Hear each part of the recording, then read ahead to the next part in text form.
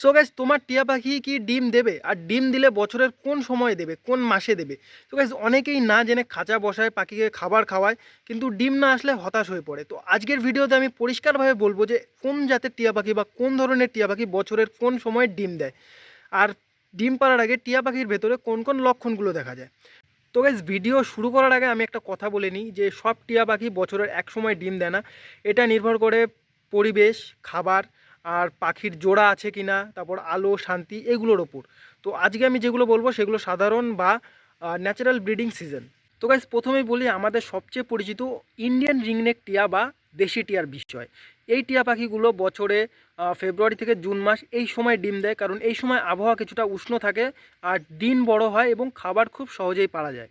আর একটা female ringneck টিয়া একবারে 3 থেকে 6টা পর্যন্ত ডিম দিতে পারে। আর এরপর বলি ইন্ডিয়ান রিংনেকের থেকে একটু বড় সাইজের টিয়া আলেকজান্ড্রিয়ান টিয়া পাখির বিষয়। এই টিয়া পাখিগুলো ইন্ডিয়ান রিংনেকের থেকে একটু আগে ডিম দেয়, মানে ডিসেম্বর থেকে এপ্রিল মাসের মধ্যে এরা ডিম দেয়।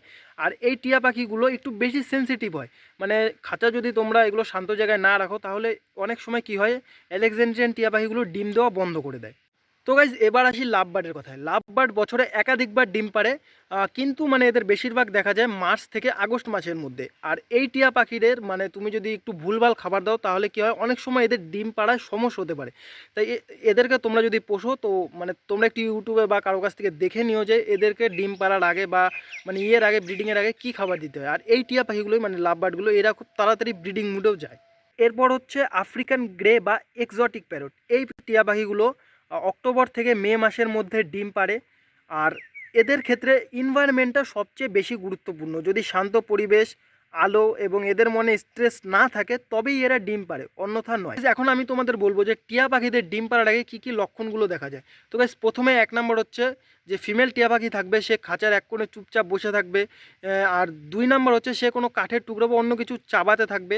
আর 3 নম্বর হচ্ছে পুরুষ টিয়া পাখিটা মেয়ে টিয়া পাখিকে খাইয়ে টাইয়ে দেবে বা চুপচাপ থাকবে। এই লক্ষণগুলো দেখলে তোমরা বুঝতে পারবে যে ডিম আসার সময় এখন উপস্থিত। আর গাইস, শেষে আমি একটা কথা বলবো যে ডিম পাড়ানো কোনো খেলার বিষয় নয়, কারণ ভুল পরিবেশ, ভুল খাবার পাখির জীবনে ঝুঁকি আনতে পারে।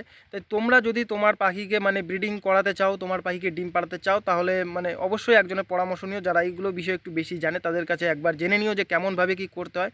আর তাও যদি না জানো তাহলে আমার চ্যানেলে আমি একটা ভিডিও আপলোড করে দেবো যে মানে ডিম পাড়ার আগে টিয়া পাখিকে তোমরা কী কী খাবার খাওয়াতে পারো বা কীভাবে তার মানে করতে পারো, তাকে হেলদি রাখতে পারো। তো ওটা যদি তোমরা দেখতে চাও আমাকে নিচে কমেন্ট করে দিও, ঠিক আছে? তো এই ভিডিওতে এতটুকুই। আর গাইস, তোমাদের ভিডিওটা কেমন লাগলো ওটা আমাকে অবশ্যই কমেন্ট করে বলো। আর এরকম ভিডিও দেখতে চাইলে আমার চ্যানেলটা অবশ্যই সাবস্ক্রাইব করে দিও। তো এই ভিডিওতে এতটুকুই, দেখা হবে পরের কোনো নেক্সট ভিডিওতে। ততক্ষণের জন্য বাই।